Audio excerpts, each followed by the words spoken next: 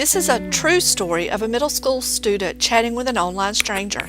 After school, she decided to get online. She logged in under her screen name, Angel123. She checked her buddy list and saw that GoTo123 was on. She sent him a message. "Hi, I'm glad you're on. I thought someone was following me home today. It was really weird." And he said, "LOL, you watch too much TV. Why would someone be following you? Don't you live in a safe neighborhood?" She said, "Of course I do, LOL. I guess it was my imagination, 'cause I didn't see anyone when I looked out."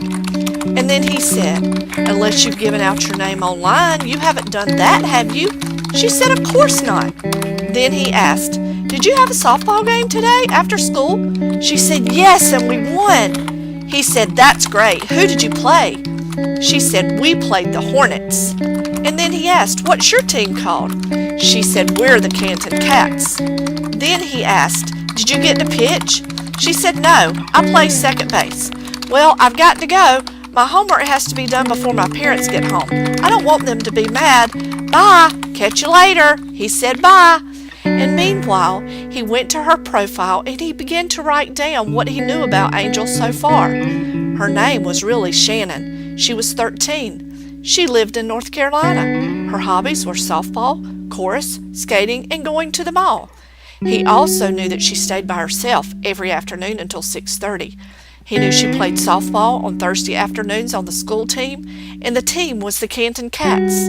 Her favorite number 7 was printed on her jersey. She had told him all of this in conversations they had had online. He now had enough information to find her. Shannon didn't tell her parents about the incident on the way home from the ballpark that day. She didn't want them to make a scene. By Thursday, she had forgotten about the footsteps following her. Her game was in full swing when suddenly she felt someone staring at her. It was then that the memory came back. She glanced up from her second base position to see a man watching her closely. This man was leaning against the fence behind first base. He smiled when she looked at him. He didn't look scary, so she quickly dismissed the sudden fear that she felt. After the game, he sat on a bleacher while she talked to the coach. She noticed his smile once again as she walked past him. He nodded. She smiled back. He noticed her name on the back of her shirt. He knew he had found her. Quietly, he walked a safe distance behind her. It was only a few blocks to her home. And once he saw where she lived, he quickly returned to the park to get his car. Now he had to wait. He decided to get a bite to eat until the time came to go to Shannon's house. He drove to a fast food restaurant and sat there until time to make his move. Shannon was in her room later that evening when she heard voices in the living room. "Shannon, come here," her father called. He sounded upset and she couldn't imagine why. She went into the room to see the man from the ballpark sitting on the sofa. "Sit down," her father began. "This man has just told us so much information about you." Shannon sat back. How could he tell her parents anything? She had never even seen him before today. The man asked, "Do you know who I am, Shannon?" Shannon said no. He said, "I'm a police officer. I'm your online friend." She was shocked. "That's impossible. GoTo123, he's a kid my age. He lives in Michigan." The man smiled. "I know I told you that, but it wasn't true. You see, Shannon, there are people online who pretend to be kids, and I was one of them.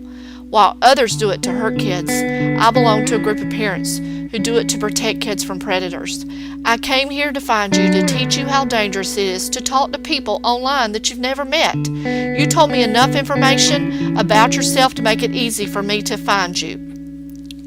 I had a friend whose daughter was like you, only she wasn't as lucky. The guy found her and murdered her while she was home alone. The wrong people trick you into giving out information a little here and a little there, and before you know it, you've given them enough information to find you without even realizing what you've done. Always remember, never talk to strangers online." The background music for this audio was from bensound.com.